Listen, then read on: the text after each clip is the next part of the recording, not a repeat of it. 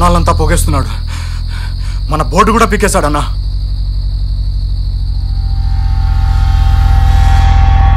ఒక సాధారణ గవర్నమెంట్ ఉద్యోగి ఇలా ఒక రాజకీయ నాయకుడిలాగా, ఒక సినిమా వ్యక్తిలాగా ప్రెస్ మీట్ పెట్టడం అసాధారణమే. కానీ 30 ఏళ్లుగా పరిస్థితులతో రాజీపడి లొంగిపోయి నేను మారాను అని చెప్పడానికే ఈ పని చేస్తున్నాను. తప్పు చేస్తున్నాను. తప్పుదారి పడుతున్న సమాజాన్ని సమర్థిస్తూ తప్పు చేస్తున్నాను. వేలు పట్టుకు నడుస్తున్న పసికళ్ల ముందు తప్పు చేస్తున్నాను. స్కూల్లో దింపే ముందు ట్రాఫిక్ సిగ్నల్స్ దగ్గర, గేట్ క్లోజ్ చేశాక వాచ్మెన్ దగ్గర, పాస్ మార్కుల కోసం టీచర్ దగ్గర, పై చదువుల కోసం సీట్ల దగ్గర, ప్రతి చోట అవినీతిని ఇలా చెయ్యండిరా అని నేర్పిస్తూ తప్పు చేస్తున్నాం. అరే, నీతి న్యాయం రూల్స్ అంటున్న గొంతుని సామధాన భేద దండోపాయాలతో నొక్కిపట్టి చంపేస్తున్నాం. చెప్పుకోవడానికి, చర్చించుకోవడానికి మన దగ్గర 1,000,000 రూల్స్ ఉన్నాయి. కానీ వాటి ఆచరణలో పెట్టే విషయానికి వచ్చేసరికి మాత్రం కోటికి ఒక్కడు కూడా కనిపించట్లేదు. కానీ నేను మాత్రం ఒకరిని చూశాను. జానకిరాం అలియాస్ జానకి. ఎక్కడో మారుమూల పల్లెటూరు నుంచి ఆదర్శాలని మూసుకొచ్చి అవి ఇక్కడ చెల్లా చెదరైపోతుంటే వాటిని కాపాడడం కోసం పోరాడుతున్న వ్యక్తి జానకి. ఆ ఆదర్శాలతో మనలాగా బతకాలని మనసులో అనుకోవడం కాదు, బతికి చూపించాలి అన్న నమ్మకం జానకి. అలాంటి వ్యక్తిత్వం ఉన్న వ్యక్తితో కలిసి పనిచేసినందుకు గర్వపడుతున్నా. ఇన్నాళ్ళు అవినీతిగా బతికినందుకు సిగ్గుపడుతున్నా. అందుకే రాజీనామా చేస్తున్నా. నాపై ప్రభుత్వం ఎలాంటి చర్య తీసుకున్నా పర్వాలేదు.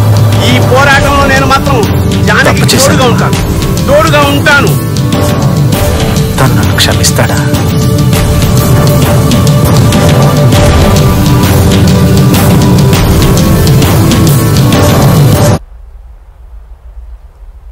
రేయ్, ఎవరికీ భయపడాల్సిన అవసరం లేదు.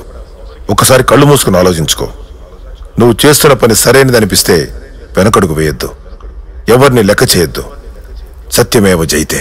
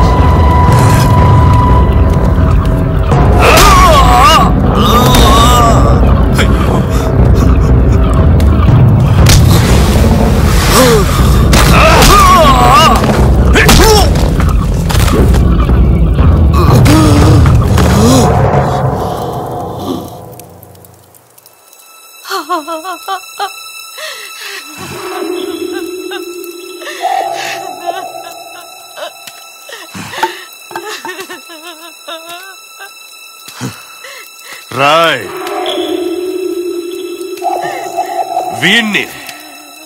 వీణ్ణి చూసుకునేగా ఒక్కొక్కటి ఎగిరిపడింది.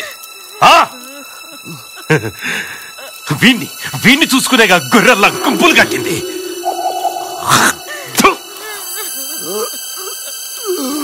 ఇలాంటి కాపలా కుక్కలు ఎన్నొస్తే నా నుంచి లాల్ నగర్ ని లాక్కోగలవు.